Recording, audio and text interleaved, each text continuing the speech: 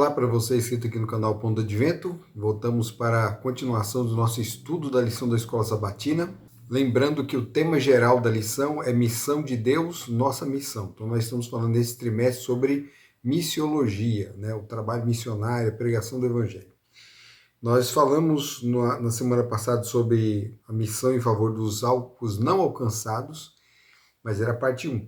Nessa semana, missão em favor dos não alcançados, parte 2. Tá? Então vamos começar lendo aqui o verso central, que ele é a base de todo o nosso estudo dessa semana. Então Jesus exclamou: mulher, que grande fé você tem, que seja feito como você quer. E desde aquele momento a filha dela foi curada. Quando a gente estuda os evangelhos, a gente vê que Jesus ele permaneceu, né, a maior parte do tempo dentro do território de Israel, né, da Judéia, ou seja, ele veio para a casa de Israel, ele veio para o povo que o aguardava, o Messias prometido, ele tinha uma missão com o povo, mas o objetivo de Jesus não era que o evangelho ficasse ali restrito ao povo judeu, né, aos israelitas. Sua missão era alcançar o mundo todo. Essa é a missão de Jesus, a missão que nos foi requerida. Né? Nós temos esse trabalho a cumprir. Mas Jesus, embora tenha ficado ali na região da Judéia, ele não ficou todo o tempo ali na região da Judéia. Né? Nós temos ali, por exemplo, o momento em que ele vai até os samaritanos, que é ali dentro do território. A história do povo samaritano tem uma relação profunda com a Judéia. A Samaria foi a capital do Reino do Norte, né? Depois que os assírios vieram, tomaram conta de tudo, então houve uma mudança ali, né? A estratégia do rei da Síria era desmantelar culturalmente os povos, né? Para eles perderem a sua identidade e fazer com que eles adotassem a identidade dos assírios. Então, o que ele fez? Ele tirou o povo, as tribos de lá, de Israel, e colocou pagãos ali para misturar, então, para descaracterizar a cultura do povo judeu. Bom, mas nos dias de Jesus, né, Jesus esteve lá na Samaria, ele também buscou os samaritanos, e aqui no episódio de hoje nós vemos Jesus indo até a região de Tiro e Sidom. Tiro e Sidom são duas cidades, né? São ainda, porque elas existem ainda. Tiro e Sidom, duas cidades portuárias, né? Na época pertencia ali ao território da Fenícia, né? Da Fenícia. E hoje Tiro e Sidom pertencem ao Líbano, né? O território do Líbano. Então Jesus ele se dirigiu com seus discípulos ali para aquela região assim, tomada ali pela cultura cananeia, né? A antiga cultura cananeia ainda existia ali, eram considerados povos cananeus, né? Os povos que habitavam ali na cidade de Tiro, nas cidades de Tiro e Sidom, mas a coisa era muito mais complicada que isso, porque os tempos, né, foram passando, a região foi tomada pelos gregos, depois tomada pelos romanos, e sempre há nessas investidas aí interferência cultural, assim como houve na época da Síria com os samaritanos, né, com os de Samaria, e acontece também com Tiro e Sidom, né, que já eram pagãos, mas o seu paganismo foi paganizado também por culturas pagãs diferentes das deles. Né? Então isso só complica ainda mais, né? Porque quando isso acontece, vai havendo um sincretismo entre as religiões. E aí vai surgindo, no sincretismo, há uma síntese de divindades, né?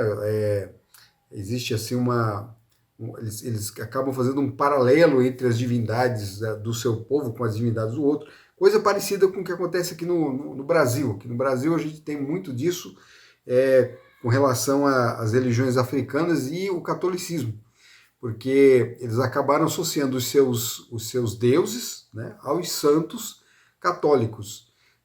Então existe uma equivalência entre eles. Né? Quem, por exemplo, já viu ou assistiu ou leu O Pagador de Promessa, vai ver lá a história de um homem que ele faz uma promessa para... eu não estou lembrando direito a história, mas se eu não me engano ele faz para Yansan, mas na verdade Yansan é a Santa Bárbara dos católicos. Então ele faz a promessa para Yansan, mas ele vai pagar a promessa lá na Igreja Católica na Bahia. Lá. Ele vai subir as escadarias com uma cruz e ele vai entregar aquela cruz, ele pretende entregar, mas o padre não deixa, porque o padre vai falar para ele, olha, você fez a promessa não para Santa Bárbara, porque Santa Bárbara não é Yansan, mas para aqueles que fizeram, né, os que vieram com a cultura africana e sincretizaram, né, com o catolicismo, para eles é Yansan e Santa Bárbara é a mesma pessoa. O sincretismo é isso, ele faz essa mescla. Então, do ponto de vista sociológico, assim, de história da religião também, é bem interessante a gente estudar isso e ver como é que as coisas acontecem, né? Como que elas, até mesmo para a gente poder ter estratégias na pregação do evangelho. Veja o caso de Paulo, por exemplo, que conhecia muito bem a cultura grega e ele soube falar de igual para igual com os gregos, ele soube apresentar, ele soube formatar, sem mudar, sem alterar o conteúdo do evangelho, ele sem sincretismos, tá? O sincretismo não é estratégia. A estratégia é você compreender a cultura do outro para você poder adaptar a mensagem de uma forma que ele possa entender, porque senão ele não vai entender nada. Né? Você chega lá falando de coisas que ele nunca ouviu falar, se você não souber fazer paralelismos, se você não souber fazer comparações, então isso não vai ficar claro na mente da pessoa, do ouvinte, né? Do público que vai receber a mensagem. Então, do ponto de vista sociológico, missiológico, é interessante conhecer essas histórias, mas do ponto de vista doutrinário, a Bíblia vai chamar esse tipo de coisa, o sincretismo, vai chamar isso de confusão, porque é o que acontece com Babilônia. Babilônia, né, a Babilônia descrita aqui no livro de Apocalipse, ela é essa síntese de crenças, de religiões. Ela é a mãe e tem as filhas. Então, cada uma das suas filhas tem crenças diferentes, mas elas se harmonizam. Elas se harmonizam nos pontos que são semelhantes, ou então eles vão casando, vão transformando a própria crença para se adequar à crença do outro. Então, esse sincretismo, na verdade, é Babilônia, é confusão. Não é uma coisa boa. E isso acontecia aqui nesse território de Tiro e Sidom, quando Jesus vai visitar ali com seus discípulos, então ele vai encontrar um terreno muito mais complicado do que foi os cananeus no passado, né, que podiam ser muito mais perigosos, né, os antigos cananeus, do que os de agora, mas em questão de doutrina a coisa havia se tornado muito mais complexa. Então, doutrinariamente, era muito mais perigoso. E quando Jesus chega com os discípulos lá, ele é procurado, né, uma mulher que não é citado o nome dela, né, os evangelhos vão falar assim que ela era uma mulher cananeia, né, um outro evangelho vai dizer assim que ela era uma mulher estrangeira, daquela região, né, daquela região que Jesus estava visitando ali. Então ela vivia as crenças, né, do povo sidônico, dos sidônicos, né, daquela região da Fenícia. Então ela era pagã, mas ela tinha conhecimento sobre a vinda do Messias, porque ela ela procura de imediato Jesus. Ou seja, a fama de Jesus já havia chegado ali de alguma forma. Então ela sabia de alguma forma sobre Jesus. E quando ela ouve falar que Jesus está na cidade, ela corre, porque ela tem um problema em casa. Ela tem uma filha possessa por um demônio. Tá? Então, como é que ela sabia que era um demônio? Então, certamente demônio dentro das crenças que ela conhecia. E é lógico que esse tipo de possessão de demônio mesmo, não é outra coisa, né? São os anjos malignos tomando conta. Mas certamente ela tinha lá dentro da crença dela, sabia até o nome né, porque eles dão nomes e criam, né, criam histórias e tudo para poder explicar aquilo que eles não conseguem explicar. O fato é que ela tinha uma filha possuída e ela sabe que Jesus cura, a fama de que Jesus expulsava demônios também chegou lá, e ela vai atrás de Jesus. Só que aí Jesus, ele já tinha isso em mente também, né? O Espírito Santo conduziu ele ali para isso, porque ele tinha um propósito, levar a luz até aquela região e fazer com que os discípulos que o seguiam perdessem, né, quebrassem aquele preconceito que eles tinham para com os pagãos. Então, provavelmente os discípulos estavam ali sem entender, por que nós estamos fazendo aqui? Por que nós viemos para essa região? Por que nós saímos da nossa terra para cá? Né? Mas Jesus os levou até ali, e quando a mulher vem procurar Jesus, no primeiro momento ele a rejeita. Ele rejeita a mulher. Ele simula, né, uma atitude dos próprios judeus. É assim que os judeus agiriam. Ele faz diferente do que ele fez lá, por exemplo, na Samaria, onde ele conversa com a mulher. Ele quebra logo, ele não faz toda essa interpretação, né, para que os discípulos entendam. Ele não faz isso lá, mas aqui ele faz. E então ele age como o judeu agiria. Ele procura fugir da mulher, né, ignorá-la. Mas aí a mulher insiste. A mulher insiste e aí ele fala para ela assim, ela pede para que ele cure a sua filha, e ele fala assim, olha, ele explica que ele veio para os seus, né, veio para o povo de Israel. Então ele não pode tirar o pão dos seus filhos e dar para os cachorrinhos, né? Tem um jornalista que já faleceu aí, ele era filósofo também, muito, muito bom, né? Ele é um jornalista muito bom, mas ele tinha assim, ele era ateu, ele tinha uns pontos de vista assim sobre Jesus, assim, que era uma coisa bem complicada. Assim. Ele lia muito a Bíblia, viu? Conhecia muito bem a Bíblia. Se ele pegasse alguém aí meio desprevenido, ele ia deixar a pessoa confusa. E ele falava assim que Jesus chamava, né, havia chamado a mulher de cachorra. E não é isso que está acontecendo aqui, tá? Jesus não está xingando a mulher, não está acontecendo isso. Tanto é que a gente percebe isso pelo resto da conversa. A mulher mesmo nem se ofende com essa história. Ela entendeu a metáfora, tá? Ela entendeu a metáfora. Então, quando Jesus fala que ele não pode tirar o pão, né, e dar para os cachorrinhos, né, então ela fala assim, olha, mas aí ela fala com ele, então ela usa também de metáfora. Ele usou metáfora, ela usa também. E ela fala assim, mas os cachorrinhos comem das migalhas que caem da mesa. Ela entendia que as migalhas que sobrassem, ela entendeu que o povo judeu era o povo prometido, o povo da promessa. Ela sabia, entendeu isso, que eles, gentios, né, pagãos, não eram, né, não eram. E que a bênção maior era para os judeus, sim.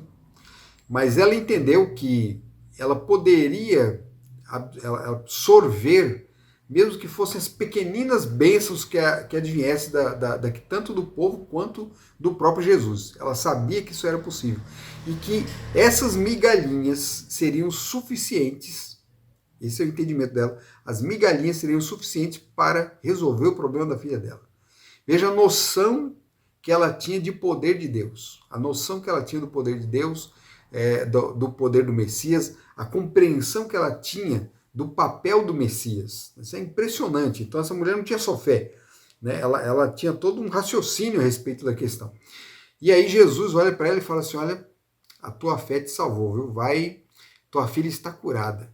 Jesus não tinha visto dentro do povo de Israel uma fé como aquela, né? A mesma coisa aconteceu com um centurião, que foi até Jesus também, não teve nem de tão humilde e de tão assim indigno, se sentia tão indigno que ele mandou um servo até Jesus, né? Ele ficou à distância enquanto que o servo conversava com Jesus, pedindo para que Jesus fosse até a casa dele curar o servo dele, que estava doente lá, tinha um empregado doente em casa.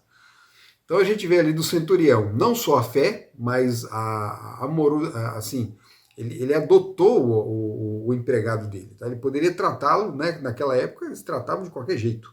Tá? Não haviam leis trabalhistas assim para proteger os empregados, não. O empregado ali, na verdade, era um escravo. Mas ele amava muito o seu empregado, né? e cuidava dele. E quando ele viu o empregado doente e ficou sabendo que Jesus era esse que conseguia curar, ele também vai atrás de Jesus. E aí ele fala também uma coisa assim surpreendente. Jesus fala assim pera, vamos lá, vamos até a sua casa que a gente que eu vou curar o seu empregado. Ele fala, não, de jeito nenhum, né? Eu não sentia digno de receber Jesus em casa. Olha só, enquanto que muitos judeus estavam desprezando, né? Alguns queriam até matar Jesus, então você encontra um gentio, né? um romano, um centurião romano, pagão, que tinha só uma leve compreensão ali do que era o judaísmo e tinha uma simpatia pela religião judaica. Ele entende o papel de Jesus ali e ele fala assim, olha, eu sou centurião. O centurião, ele manda, né, numa tropa de 100 ou mais soldados. Então ele fala assim, pessoal, eu tenho meus soldados, né? E quando eu dou uma ordem para eles, eles cumprem. Então, se eu mando ele ir para cá, ele vai, se eu mando para lá, se eu mando subir, se eu mando descer, eles fazem aquilo que eu mando, de imediato. Então ele falou assim, olha, se você der a ordem aqui, eu sei que o meu servo vai ser curado lá. Nem precisava ir lá. Olha a compreensão que ele tinha. Ele sabia que Jesus não precisava nem sair do lugar. A autoridade que Jesus tinha sobre as coisas, sobre os elementos, sobre as pessoas, sobre a natureza, sobre toda a criação, era tão grande que ele não precisava nem ir até o local. E é justamente isso que Jesus faz. Ele fala assim, olha, pode ir em paz. O teu servo está curado. E depois ele averigua, ele conversando com um da sua casa, para saber a hora mais ou menos que o servo foi curado, e ele viu que foi exatamente no momento que Jesus pronunciou a bênção lá, quando estava com ele.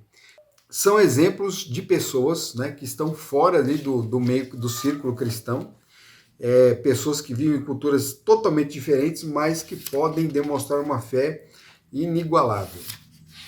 Jesus sabia disso e Jesus procurava alcançá-los. Na verdade, tanto o centurião quanto essa mulher se tornaram instrumentos na propagação do evangelho. A gente não conhece a história, mas um dia nós vamos saber os detalhes da história desses dois aí.